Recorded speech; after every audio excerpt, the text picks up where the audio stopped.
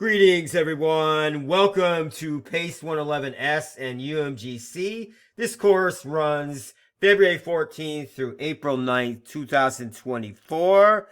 And my name is Steve Young. I'm going to be serving as your course guide and facilitator over the next 8 weeks. Again, it's really great to have you in this course as well as part of the UMGC community. In my full-time gig, I'm an advisor and instructor in the psychology department at the University of Maryland College Park. I've been teaching this course now for about 4 years. I think this is maybe my 12th or 13th time teaching the course, and every time I teach PACE 111, I learn something new from you folks, the students. So great to have you again. I live in Maryland. I'm a pre-diabetic. A fun fact about me is that I do not own a vehicle. I'm a green commuter. I use my feet as my mode of transportation, and I'm a first-generation college student. So for me, I could have used a course like this, and we'll get into in a second a little bit about what this course is about. You see my contact information listed there too. The best way to probably reach me is through the email address that you see there. So what are some things you're going to learn how to do in this course? Well, I kind of view PACE 111 as a academic and career planning and development course for you, if you will. So we're going to get you thinking a lot about the courses that you're taking, your academic and graduation plan. You're going to have the opportunity to dig deep and learn a little bit more about your field of study, researching industry trends as you see here. We want to make sure that you are up to date on your skill sets, if you will. So making sure that we're providing you some resources related to time management, setting goals, motivation, things like that. So it's going to be a really exciting adventure over the next 8 weeks. And, you know, every course has a syllabus. You're probably familiar with what a syllabus is. I view a syllabus as kind of a contract between the instructor and the students. So a couple things you want to keep an eye on when you're reviewing the syllabus on Leo is participation, the level of engagement that we're asking of you, the breadth and depth of that. Assignments. Assignments are always due on a Tuesday at 11:59 p.m. Eastern Standard Time. How you'll be graded in this course, the grading scale. We have rubrics for each of the assignments, and that rubric is going to kind of break down, as we say here, break down how you will be evaluated and what the expectations are. And it's important to also know some of the academic policies related to your role as a UMGC student. We're going to communicate in 3 primary forums in this course. One, the most important of which is the discussions. They will be a discussion every unit, every week. And I love that because it gives all of us a chance to interact with each other, learn a little bit more about each other. I will be posting multiple announcements per week, per unit, and you want to make sure that you're reviewing those announcements because there's going to be a lot of important information listed there.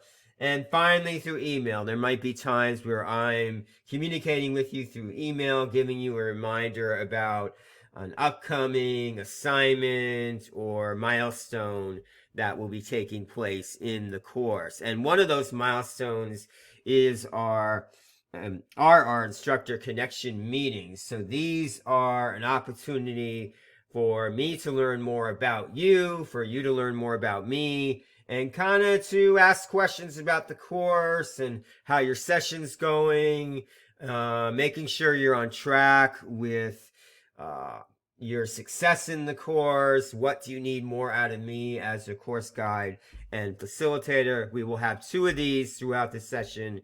Keep an eye on the calendar on the Leo page, course page, because that's where I will be posting reminders about scheduling your instructor connection meeting. We do them through Zoom. They're scheduled through this Calendly link that you see here. Now, I don't want you to sell yourself short. So again, I'm a first generation college student, so I kind of had to really put myself out there when I was a college student. And I don't have the lived experience that a lot of you do. I've listed a number of them here. So you do bring a lot of diverse lived experiences that you can tap into, not just in this course, but through your UMG experience in general. Some tips for being successful in this class. We want to make sure that you're reviewing all of the announcements again, making sure that you are carefully reading the assignment expectations. Make sure that you're covering all of the writing prompts, for example, in a discussion. Use the templates that we've created for you.